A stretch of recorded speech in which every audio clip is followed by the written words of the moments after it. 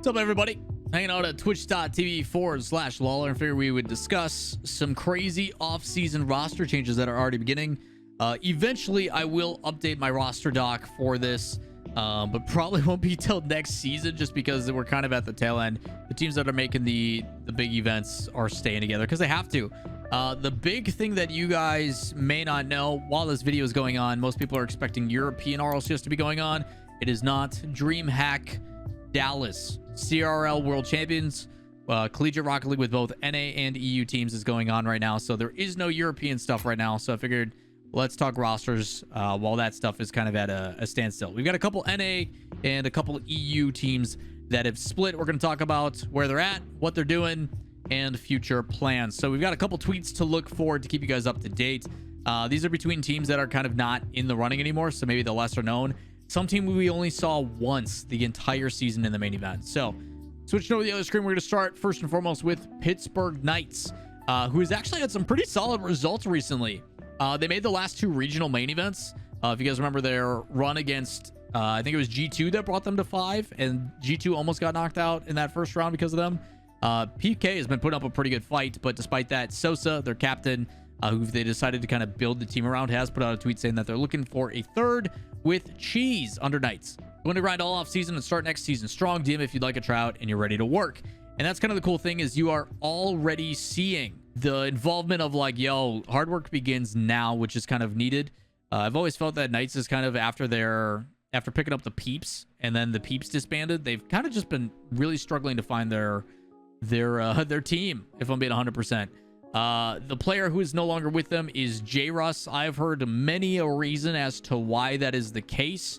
I will not be making that public, as it is no one's business, but Pittsburgh Knights, and if they don't want to say it, then they're not going to say it, and I'm not going to be the one to do it either. So J-Russ no longer with Knights. It is Cheese and Sosa looking for their new third. We'll see how tryouts go. Just know at the beginning of the season, because Pittsburgh Knights is not in the area of like an automatic bid, they are going to have to play through open qualifiers anyway. This may change as well, so we'll have to see how that one plays out. It's kind of stinky to see though, because Knights did see some solid performance towards the tail end. Hopefully we see that let's see, what's the word I want to use? Hopefully we'll see that evolve into something better come 2022-2023 season. Should be interesting. Up next, also in the NA scene, is Eunited, and Money has made an announcement saying that he's LFT. If you guys don't know, Eunited 21st overall. The last time we saw them in a main event was in Fall Regional 2 and 3 was the last time we saw Eunited in a main event. I actually talked to Burns. If you guys don't know, Burns goes by Potsoff, VP of Esports and GM at Eunited. Burns, I talked to him actually a little bit about this when I was doing the collegiate event in Atlanta, because he was there, and some pretty interesting thoughts about their take. Obviously still United very heavily invested in Rocket League, but Money, one of the new players they brought in recently, deciding to go and find something else to say, hey, they're mutually parting ways. Amazing time with Ajax, Savvy, and Raw Greg. Support from United couldn't have been any better. Excited to see what the future holds. So whether that means that United is going to be looking for a new third, maybe they're going to rebuild, what that situation is going to look like, what it's going to try to entertain, I don't know. It will be interesting to see what United has happened, because honestly, ever since Madrid, when Roldiz was still with them, was the last time that they looked like even remotely competitive. So a lot of people said, hey, you brought in Savvy, let's see if this is the answer. It started that way, but as of late, it has been non-existent. So United trying to rebuild, and Money trying to find a new team. Money, very talented player, just like Cheese. Up next, over to Europe. We've got Tadpole. If you guys remember Tadpole, the OG from Triple Trouble, who made their run back in the day at Prudential Center in season 7, I was pretty sure it was. Has kind of bounced around and eventually fell onto Wolves. The Wolves did make a regional recently where they placed 9th to 12th in Regional 1 of Spring, and have kind of struggled since then. Hasn't been all that great. Saying, hey, it's finally time to admit some harsh truths to myself. Sorry to the team and Wolves. This year continues to be the worst of my life, and it's been a real struggle for me. I'm going to take some time away to find myself. He says, I don't know what the offseason will bring. Just want to say thanks to the teammates of Rezears and Hyder for the split. Making main event again with you was unforgettable. Thank you guys. All three are destined for success. Tadpole, it seems like he's doing some self-reflecting and focusing on himself. I'm sorry to hear that this is one of the worst of his life. I hope things are good with him. his support structure with his dad and everything. If you guys don't and haven't seen the story of Tadpole over from that World Championship, there is some footage. You can go back and check that. But wishing the best for Tadpole. Hopefully everything gets squared away and he gets taken care of in his personal life, whatever that may entail. I'm not going to poke and prod about that. If he wants to reach out, he's always there. But fingers crossed for Tadpole. He's always been a pretty upstanding guy in my relations with him. So fingers crossed. But no longer with Wolves. Wolves going to be looking for a new third for Rezi and Hyder, who had a pretty solid result, like I said. Breaking in and not going just immediately 0-2, which is kind of the case for these bubble teams. So they did get a win in. Up next, Growli. Growli's had some pretty interesting involvements as well. We saw Cookser Minions decide that Cookser on his way out. They tried a bunch of different things. They ended up becoming rebranded as the Bricks. And it was Cookser, Rye, and Speed, former Bricks GG, that played together. And they ended up going 2 and 3 in the closed qualifier most recently. So the third and final regional for Europe. They went 2 and 3. They did not make the main event. They fell apart. But he says, LFT for next season. Going to do the best thing I can think of during the offseason to improve and be the best I can. So Growli on the grind. Individually feeling really good. Just need the right team to do well with. So I don't know if him and Rye are going to continue to stick together and compete as a duo. It seems like he's just open to anything, tryouts, whatever. He just wants the ability to find somewhere he can find a home, which, again, is always the hardest part, especially with these really crazy EU depth type teams.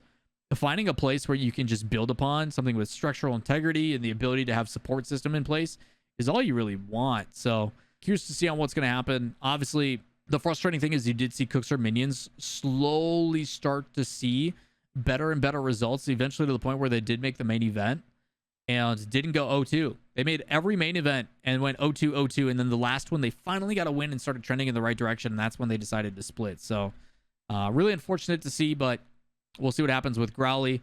And then last but not least, BS Plus saying goodbye to Rezears. This was their newest addition that was supposed to make the waves and cause them to change. BS Plus had a really tough year. They had automatic invites into top 8 because of season 10 results. Achronic ended up leaving, going and doing his own thing with Liquid. And ever since, BS Plus has basically been non-existent. That initial event they got invited to, they didn't make main event, and it was downhill from there. Until EU Regional 1 of Spring, this split, they did end up having the ability to make the main event. For the first time for the entire year, BS Plus finally made the main event. They did go 0-2 and get out. So Rezears, after 9 months, is parting ways. Rezears does say goodbye. I didn't look to see if he put any individual. Says 9 months were the best time I had. With that being said, he's LFT for upcoming tourneys in the next season. So he's LFT looking forward. You do see the newest teammate end up saying, hey, one of the most goated players he's ever played with and stuff. So kind of words from the other teammates and stuff. But for the most part, Rezears on his own. Curious to see what happens with BS Plus. As they have had a pretty tough season. So you're going to see a lot of this during the offseason where a lot of teams are going to kind of bounce around and separate. I'm not going to put too much weight into a lot of these just because things are subject to change pretty consistently. You are going to see a lot of offseason stuff bounce around and try to figure out until it kind of comes time to, hey, we got to commit. You know, we don't even know what's going to happen for season 22, 23. We don't know what's going to change, what limitations are going to be, what the format, that's so far ahead in the future. So the biggest thing that you're going to see now is during the offseason, teams are going to just, after the World Championship ends, which won't be until mid-August, after that happens is when you'll start to see tryouts. People will start thinking about the next steps, because for a lot of these players that are talented, yeah, it's cool to kind of find a team that's like hovering in the 16th area, but like you want to make an attempt at a top tier roster, and you may see teams like Guild or something like that, if they don't end up qualifying, have an open position. There's going to be a lot of moving parts in the offseason, which is really exciting for us as fans. So if you want to make sure you guys stay up to date on that, as soon as I hear stuff and as soon as we have the ability to make it public, I will let you guys know. Easiest way to make sure you do is subscribe, turn on notifications. That is a good way to do it. Make sure you guys like up if you enjoy the video, share it with friends. But we'll see you in the next one. Peace.